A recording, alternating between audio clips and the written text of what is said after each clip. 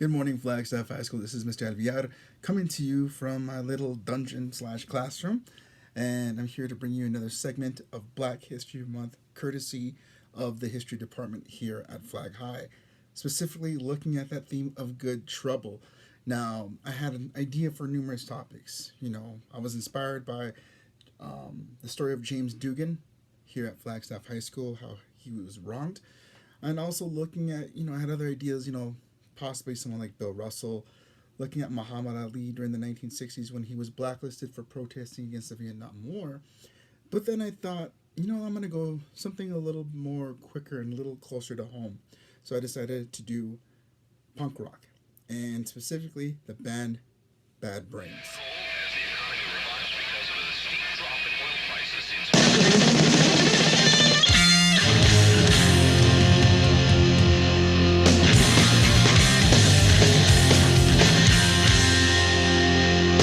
In a graph of the test, it's a feeling achievement. Everybody's always on it just to see himself. With a pocket of mouth, that you just don't dead. Never stand out open empty anyone else.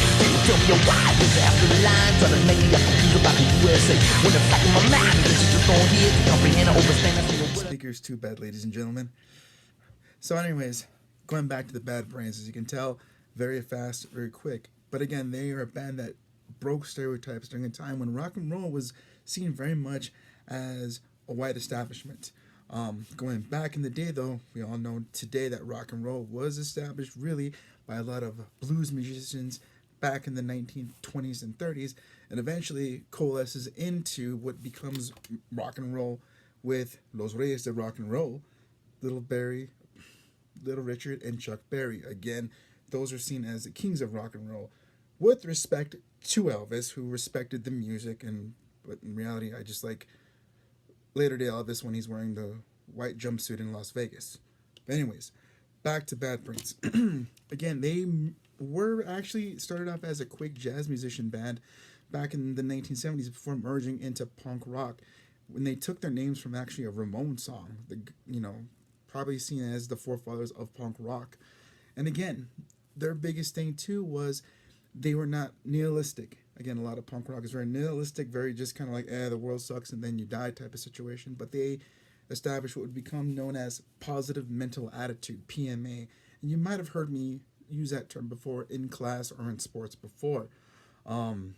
They did speak out on injustices that were going on that they saw in their hometown of Washington, D.C. And at one point were actually banned in Washington, D.C., banned from playing live because of the Rock is concert, but because of other inequalities at that time.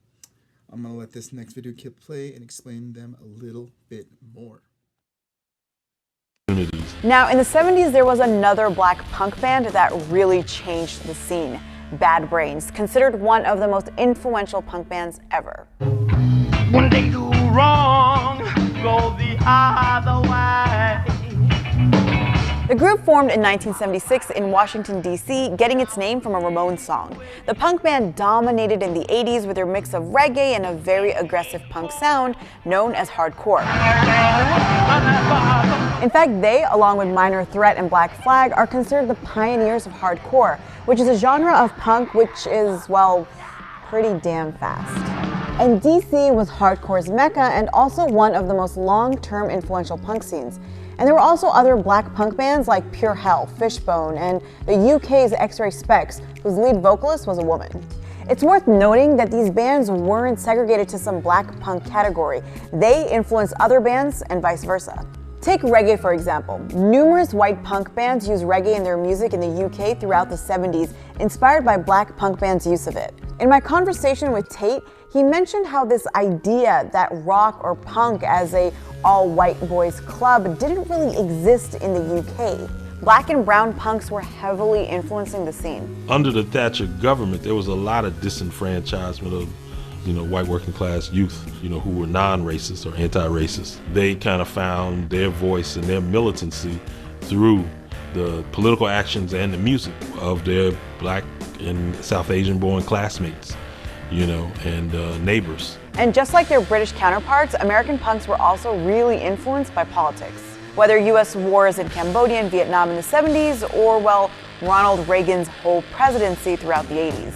But punk, especially black punk, isn't a thing of the past. It's still a live, budding cultural movement today. I realized that, like, not only is rock and roll something that is native to people like myself and to Honeychild, but it's almost like my birthright. That's Honeychild Coleman and Sasha Jenkins of the punk band trio, the 1865, and yes, their name is referencing exactly what you think it's referencing.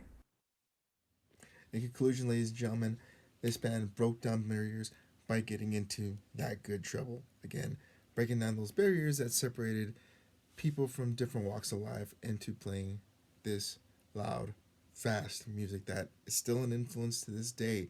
For someone like me, they proved that, someone of color could get into a bedroom and start playing rock and roll music. It wasn't just someone else's genre, it was everyone's. And so, for me, pretty personal. And I can see their influence today on a lot of hip-hop. Bands like Run the Jewels, Travis Scott, Post Malone, Del Curry, etc. do take a bit of their aesthetic, and I think one or two of those bands or artists I just mentioned have covered the band brains and said, hey, they're part of our influence. So in conclusion, ladies and gentlemen, this is Black History Month at Flagstaff High School. Peace.